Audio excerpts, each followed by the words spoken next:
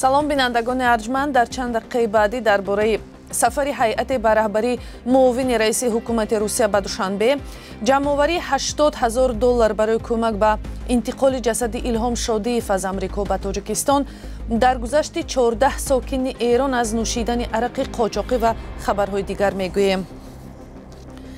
субҳи 19 июн ҳамлаҳои нирӯҳои Русия ба минтақаи шарқии Донбасси Украина идома дошт. Ба қавли ситоди кулли нирӯҳои мусаллаҳи Украина, нирӯҳои Русия минтақаҳои Лиман, Бахмут, Авдеевка ва Мариинкаро оташборон мекунанд. сарбозони украинӣ талош доранд нирӯҳои Русияро аз ҷануби кишварашон берун кунанд. Президенти Украина Владимир Зеленский мегӯяд, поксозии сарзамини Украинӣ аз таҷовузкорон то пурра озод шудани кишвар давом хоҳад кард. мақомдорони Русия иддао мекунанд, ки Украина вилояти Белгороди Русияро ҳадафи оташ қарор додааст. волии Белгород Вячеслав Гладков дар канали Телеграм навиштааст, ки бар асари оташи Украина дар шаҳри Валюки 7 кас маҷрӯҳ шуд. Радиои Озодӣ наметавонад иддаои волии Белгородро тасдиқ кунад, зеро Русия сензураи шадиди ахборро роҳандозӣ кардааст. ба Душанбе имрӯз бо ҳадафи анҷоми як сафари дурӯза муовини раиси ҳукумати Русия Марат Ҳуснуллин сафар кардааст. ба иттилои расмӣ дар ин сафар мулоқоти ӯ бо раиси Маҷлиси Миллии Маҷлиси Олии Тоҷикистон Рустами Эмомалӣ дар назар аст. ҷузъиёт ё шарҳи бештаре аз ҳадафҳои сафари мақоми баландпояи Русия нашр намешавад, вале Ҳуснуллин дуюмин намояндаи ҳукумати Русия баъди вазири корҳои хориҷӣ Сергей Лавров аст, ки дар 2 ҳафтаи ахир аз Тоҷикистон дидан мекунад. мақомоти тоҷик баъди сафари дипломати баландпояи Русия гуфтанд, Тоҷикистон дар марҳилаи кунунӣ нияти узвият дар иттиҳоди гумрукии Авроосиёро надорад. дар ҳамин ҳол муовини дигари нахуствазири Русия Алексей Аверчук ба ТАСС гуфтааст, интизор меравад, ки то охири соли ҷорӣ Русия ва кишварҳои минтақаи Авроосиё ба гуфтааш аз Аврупои шарқӣ то Чини ғарбӣ аз ҷумла бо Эрон созишномаи тиҷорати озод имзо мекунанд. Русия, ки барои ҳуҷумаш ба хоки Украина мавриди таҳримҳои сахти Ғарб бо Аврупо мебошад, ҳоло талош дорад аз ҳисоби муттафиқонаш дар Осиёи марказӣ ва дигар кишварҳои ҷаҳон вазъи иқтисодиашро беҳбуд бахшад.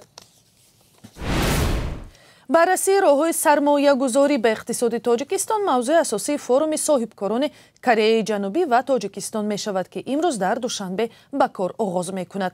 Кумитаи давлатии сармоягузорӣ ба Ховар гуфтааст, бо ҳадафи ширкат дар ин ҷаласа 30 соҳибкори кореягӣ ба Душанбе омаданд. ин ҳайат бо тарҳҳои эҳтимолии сармоягузорӣ ошно хоҳад шуд.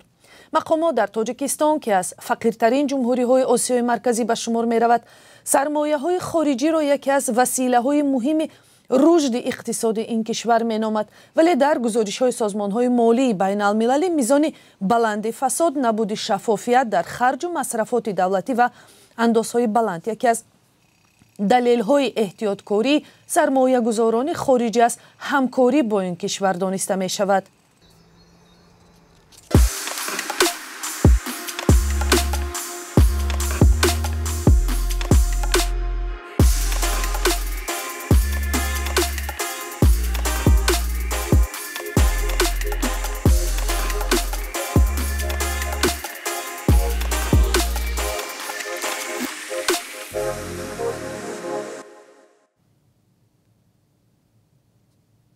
барои кӯмак дар интиқоли ҷасади Илҳом Шодиев, шаҳрванди дар Амрико кушташудаи Тоҷикистон ба ватан дар 2 рӯзи гузашта $80,000 ҷамъ шудааст.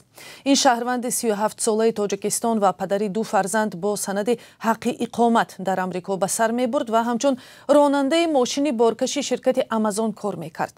полиси Калифорния гуфт, дар пайи ҳамлаи шахси ношиносе бо тапонча Шодиев ҳангоми ҳаракат дар роҳ сахт маҷрӯҳ шуд ва нисфи рӯзи 16 июн даргузашт. полис гуфтааст, рӯзи 15 июн ҳангоми ҳаракати мошинаш аз силоҳи оташфишон захм бардоштааст. дар натиҷа мошин аз роҳ берун шуда ба 2 мошини сабукрави канори роҳ ва як бино бархӯрд. таҳқиқи ин ҳодиса идома дорад. наздиконаш ба Радиои Озодӣ гуфтанд, ки мехоҳанд Илҳомро дар зодгоҳаш ноҳияи шаҳри Тус дафн кунанд. вазорати корҳои дохилии Тоҷикистон аз даргузашти муовини вазир Абдураҳмон Муборак Қадамзода хабар додааст. сабаби марги ин полковники милиса, ки 51 сол дошт, нашр намешавад. ӯ аз соли 1994 дар сохторҳои вазорати корҳои дохилӣ кор карда پیش از مقام معاون وزیر سالهای 2018 تا 2022 در مقام سرداری شعبه وزارت کارهای داخلی در شهر خاروغ ولایت مختار کوهستان بدخشان ادای وظیفه کرده است.